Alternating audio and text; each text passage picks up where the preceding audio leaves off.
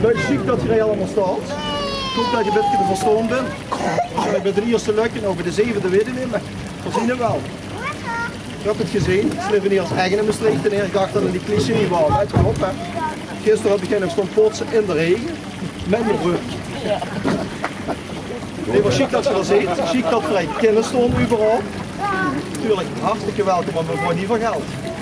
Maar voordat we echt gaan beginnen met de onthulling, wil ik hier onze wethouder van cultuur, Jean Jacobs, het woord geven even te zeggen.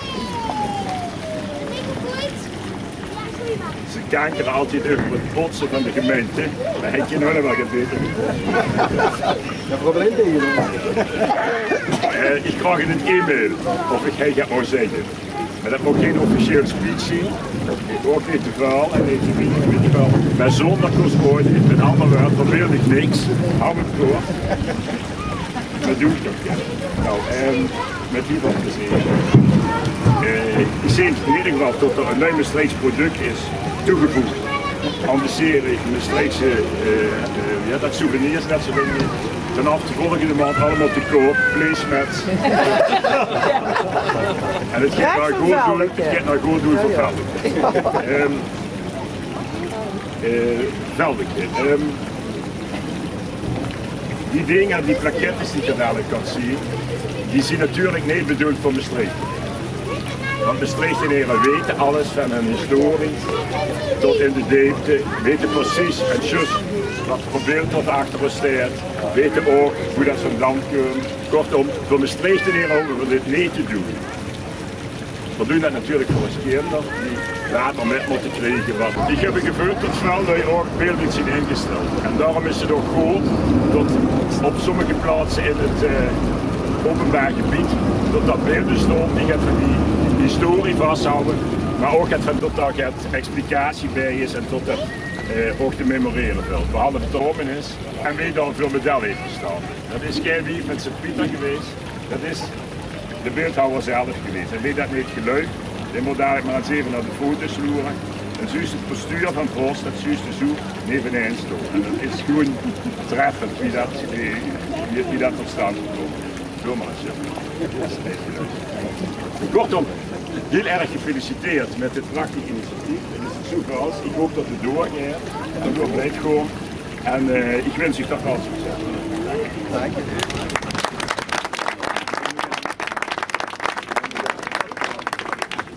Het eerste pijnlijk moment is aangeboden. Delegeren we voor niet van geld. En nu vragen we de plekje te onthullen, dat we eens zien wat er in de grond is gekomen. Dus goed, kom maar door. Oh nu? Ik zal de steen eraf pakken. Dat is een schoorste werk. Ja.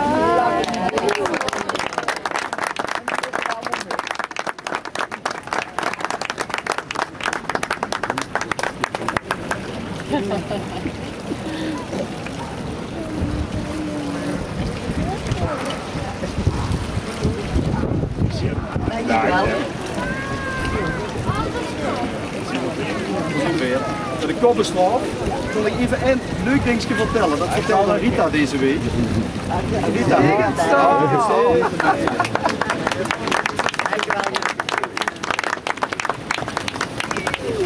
Veel vinden dat gans gewoon dat dit het molswief is. Maar deze week stond hij mevrouw te loeren.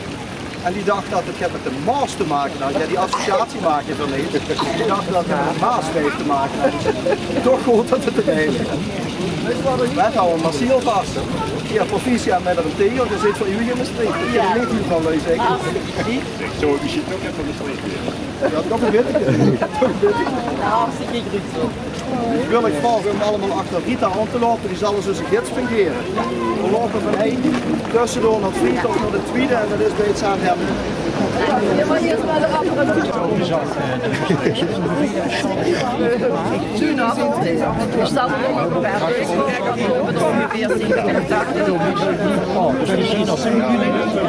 degenen die het geschoten hebben, die hebben dus een invitatie gekregen met dus de onthulling en achteraf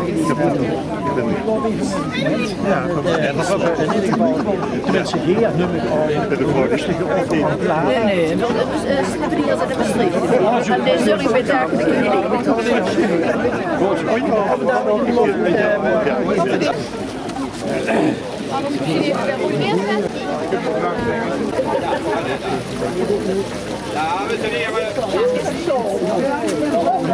Nou, ben ik improviseren. Wie ik verleden week ergens langs een bord heeft in de kermis, ik krijg bijna mijn hoort. Ik denk, och nee, dadelijk zetten ze bij de kermis om en plakkettes. Maar gelukkig, liggen ben ik ongelukkig weggeduid. Dat is heel spijtig, maar voor kinderen in ieder geval zien.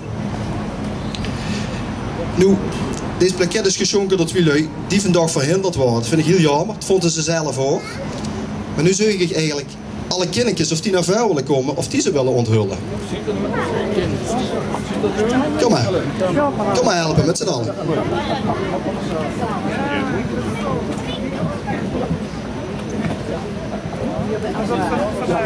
Ja,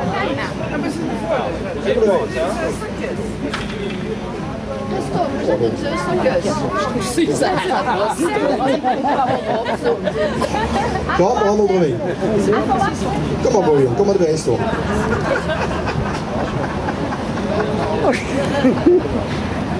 Bo, kunt ze niet? Wat ik goed doen dan? Ja. let op dat Sarah niet valt als die dan trekken. Nummer 2. Hij houdt voor het gaat korter. Bij gebrek aan de sponsor, maar gelukkig heeft er wel de cent over gemaakt aan de slag. Zo voor onthullen. Kom maar erbij staan met. Kom maar naar Gonver. Tellen we allemaal samen tot 3. 1, 2, 3. Ja.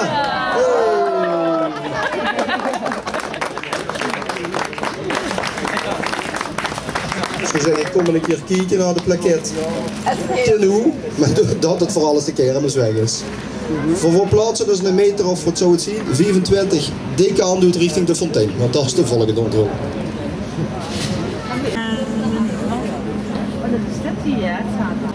Mam, dat is niet voor express, hè? Zo.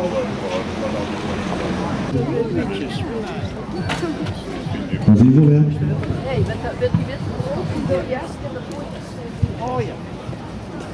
Nummer 1. Deze plakket is niet door één geschonken, maar door een ganse groep. Bijzonder chic, maar voordat we erop onthullen, het viel het zingen met ondersteuning van Frans.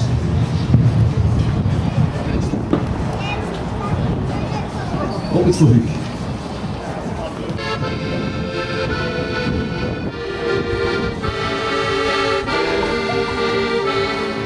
Ich war mit 3 Freunden, weer eens aan het hart te jagen.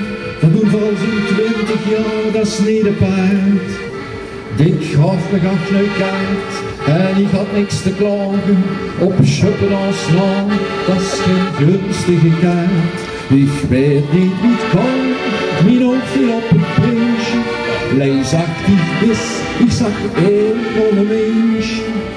Ik zag de vriend of zonder vriend kan, geen roeien trein, geen reuzenrad, rieu, preuvende wind, alleen het plein. Wat is de vriend of schoen, tenminste op een speulkaart, met wie jouw kerkje en solide achtergrond. En bedenkt aan, dit is niet al, dit is maar ik waard. Aan iedere kant vindt ze zo mächtig front. Wilst je dat zien, begeef dich dan naar het archief. Wat groot dat het van toch nog speukaarten gift. Wil ze dat zien, begeeft zich dan nooit.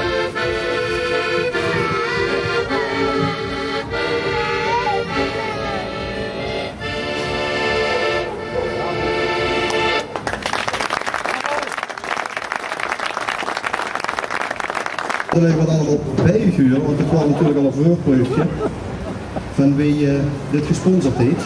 Dus Leuvenens Cabaret, kom allemaal naar voren. Oh, hoi. We hebben het prachtig vastgelegd wie je ziet.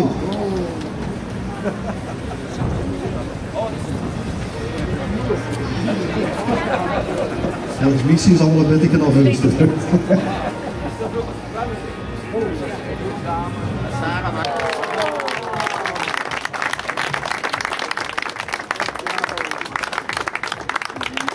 Cabaret, merci voor alle voorstellingen, maar ook zeker merci voor deze schoon plakket.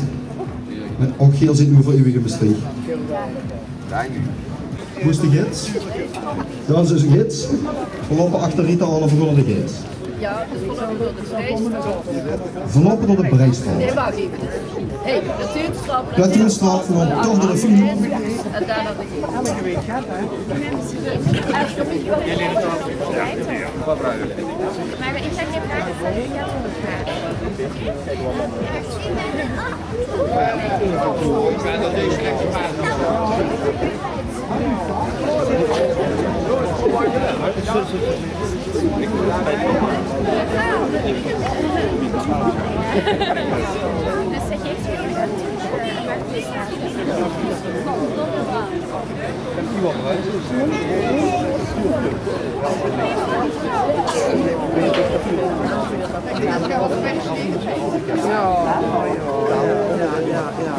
Zeker mee. Ja, een van de dingen die we afgelopen jaar hebben gedaan is sponsors gezocht. Dat is gelijk, de beelden. Als je de beelden ziet, van een liedje weet iedereen niet zegt. Van het beeld weet eigenlijk niemand die het gemaakt heeft. Dat is ook gewoon zonde. De meeste mensen weten dat het simpel is voorstaan. Sponsors gezocht op ons plakket. Die zijn ook nog fel verrast van ons. Die mensen hebben gezien. Avond. Adapteren Ja. Het adopteren van die monumenten, dat is een jaar of 10 geleden is dat gedaan. Toen hebben we een brunchje gemaakt. Dus in de sfeer door het bedrijfsleven geschonken en veel door de gemeente Maastricht. Nee, ik zeg het verkeerd. Vrij door het bedrijfsleven, één door de leden van Veldje en veel door de gemeente Maastricht. En het kwam eigenlijk goed ermee dat inderdaad niet op het beeld staat, weet je hoe gemaakt heeft en wat het voorstelt. Toen dachten ze, nou, we gaan het doen, dan moet een visitekeertje mee. Dus toen begon het. Ik heb 10 jaar eigenlijk met geslapen. Nu dacht ik, het is voor tijd voor een ronde. Dat heb ik geprobeerd te lessen, ja. We hebben er wel 7 gevonden, dus totaal is het 15. Tot voor de onthulling wil ik nog een paar anekdotes vertellen over die grens. Eigenlijk is het al een nieuwe tijd. En de meeste lui weten wel voor wat hij staat. Dat staat ook heel rond de sokkel. Het is een geschenk geweest aan de burgemeester van Giels van Kessenich, wie 24 jaar burgemeester was. Dat was een lege atelier, er stond zo'n één ding. En het was een harlekin. En toen dacht ze, een harlekin, wat verdaan nu met?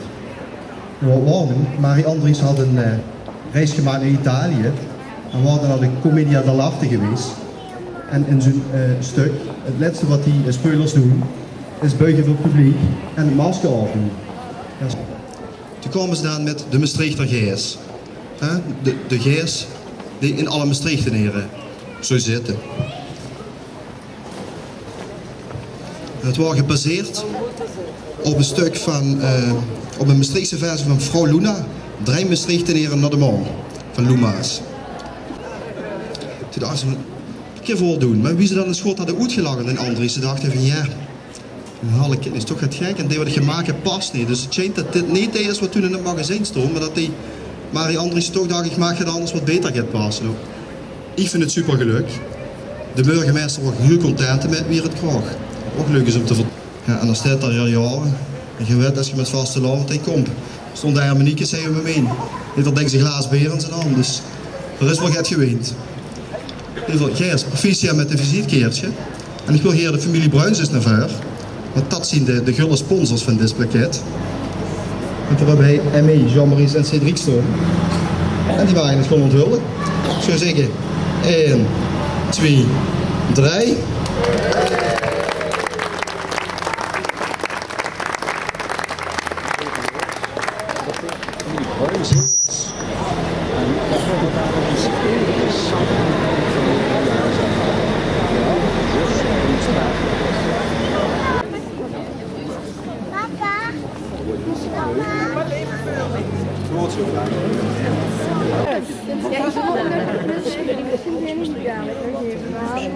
Ja, goede reis. Oh ja. Oh ja. Ja. Nummer 5. Ik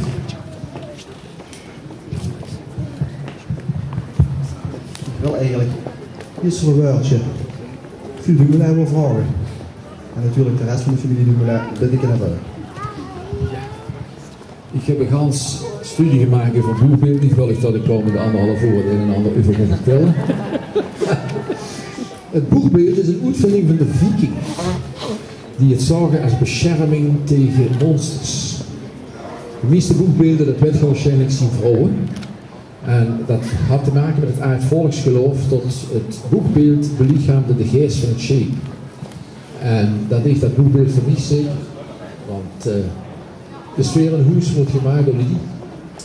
Dus ze waren het boekbeeld van de huisvrouw. Dat kan ik niet anders zeggen. En daarom vond ik ook dat we dit beeld moesten adopteren. Trouwens, er zijn hier overeenkomsten, daar heb ik het nog over. Oorlogsschepen hadden in de 17e eeuw overigens ook een leeuw als boekbeeld. En ik heb er in het liedje wat ik afgelopen jaar gezongen heb een leeuwin genoemd. Zeker als een onder 4 jongens kwam. Ze had als 3, maar ik was dus te veel, dat snap ik. En dan was het inderdaad een leeuwin en iedereen die gekend heeft, je weet wat dat betekende verbaal gezien. Andere boekbeelden, onder andere in het Fries Museum, zien in een ijsbeer, daar had ze dus alles behalve met. En in een moor, dat was in de zomer. Ja, nog een reden voor wat ik voor dit beeld gekozen heb. In een goede jaren had mijn vrouw, wie met dat in Holland popel zit, een groot gemoed. Of populair, een grote bos hout voor de deur. En dat sprak me natuurlijk ook extra aan. Ik denk, dus dit beeld moeten we hebben. Bovendien staat het in het meest oudste stuk van Maastricht. En ik zou mijn 2 kleindochters willen vragen. Frederik en Valerie, kom eens naar boven. Kom eens naar voren, nog eens zien. Hoe is die anders? Oh, dat kun je nog niet. Kom eens zien. Kom eens zien. Hoe zo met is dat? Hoe zo met? Nou, pakken we dat samen vast. Ieder een heukje. Kom maar, Christophe. Pak je die gedoof, Frederik? Ja? Hallo. Dat is ook niet niks, hè. 1, 2, hoppakee. Nee. Waar gaan we?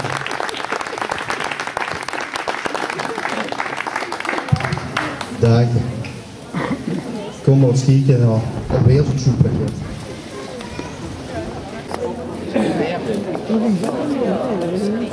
En anders in een chique vorm.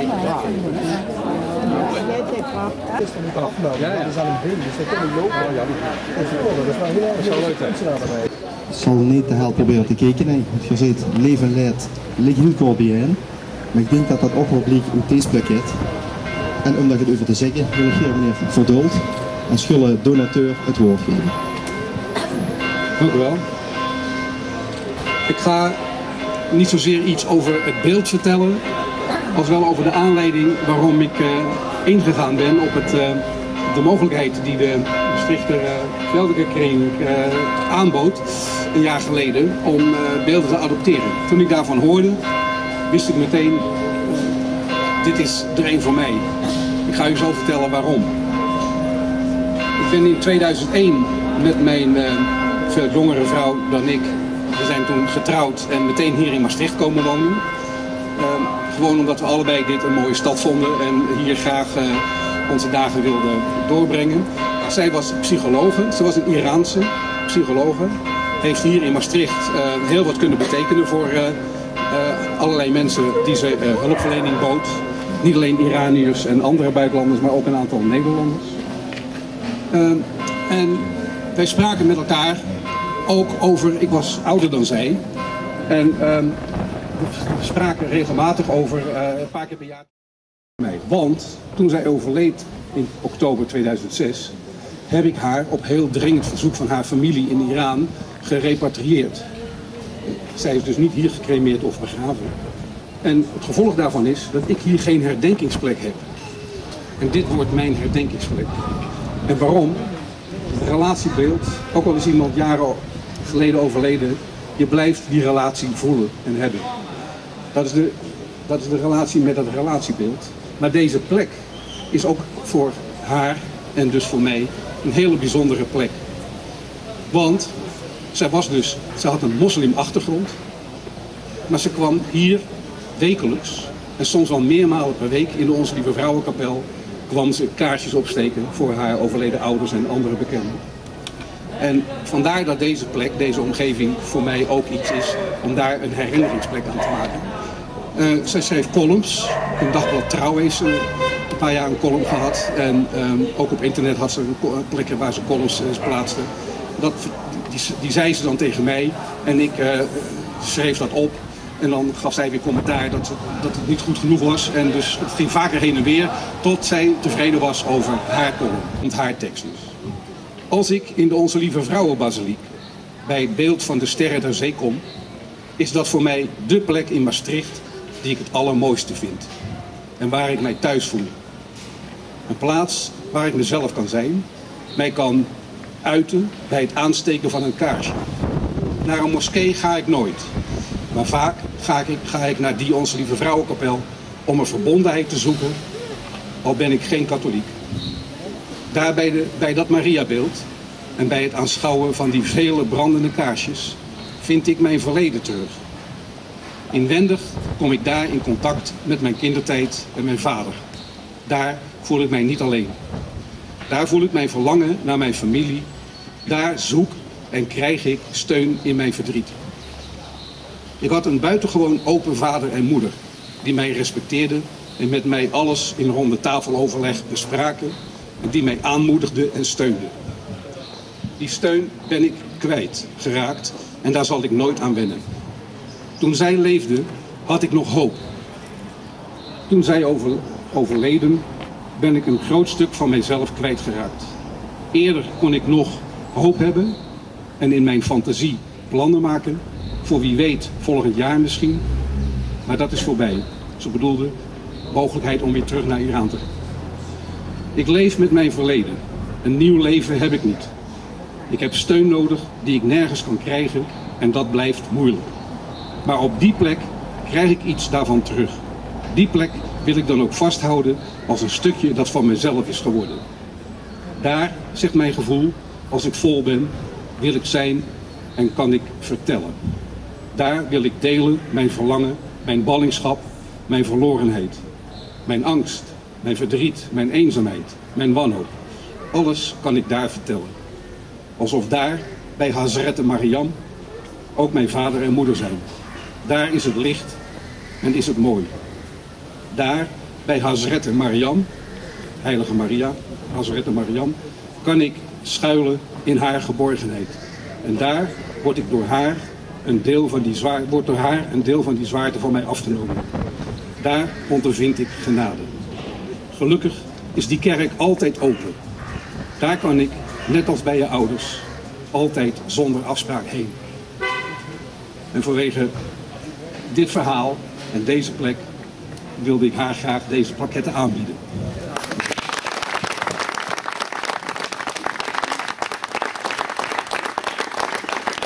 Ik denk dat het een waardige herdenkplek hier kan worden. En ik wil u dan ook graag vragen om de plaquette te onthullen. Mag ik haar dochter, Hanie, vragen om de plaquette voor mij te willen onthullen?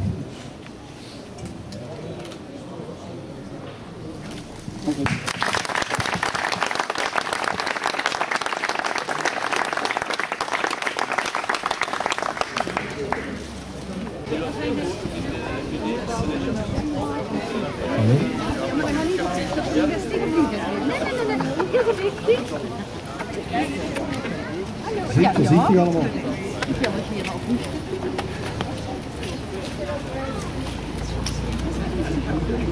Hallo. Ja. Zie je wel weer compleet. Hieruit. Kopje rust gekort erbij. Hallo. Ja.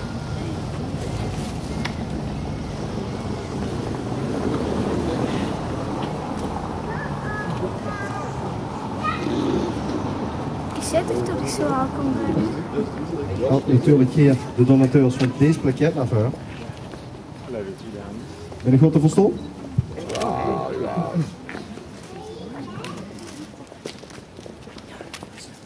Verstaan alweer bij de 7e plaquette. Bij Olterdisse. En ik wil eigenlijk vragen om eerst de plaquette te onthullen. En we het zo gepast zien om daarna allemaal samen een Maastrichts volksliedheid te zingen. Dus ik zou eerst aan u zeggen, onthul de plaquette.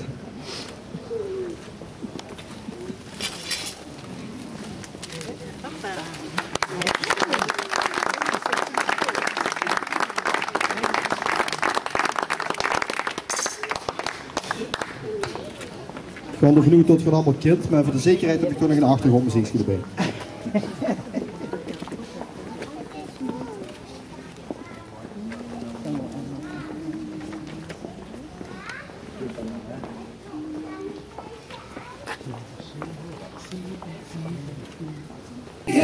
Maastricht door alle uren heen, verbleven die al niet te negen, en deelde dreugheid en plezier.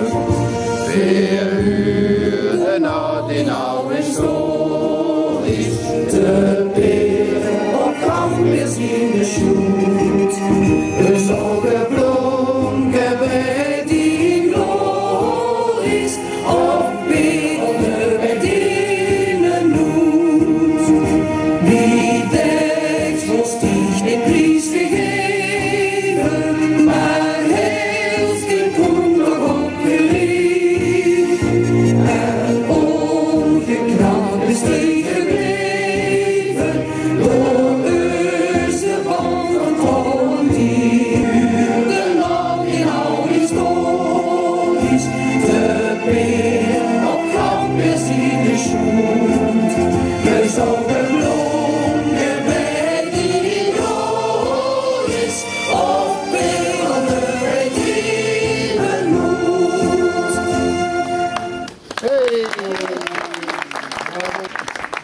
Dus, nou, volgens mij gaat het.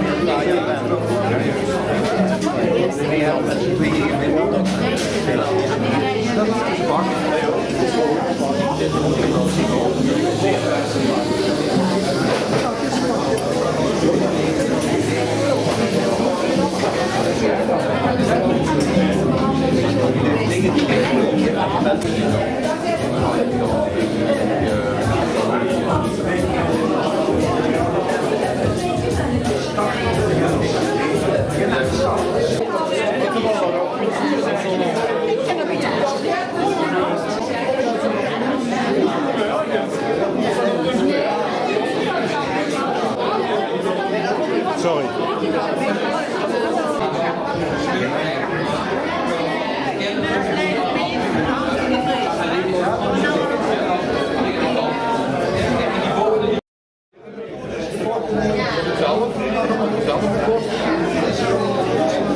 Ja.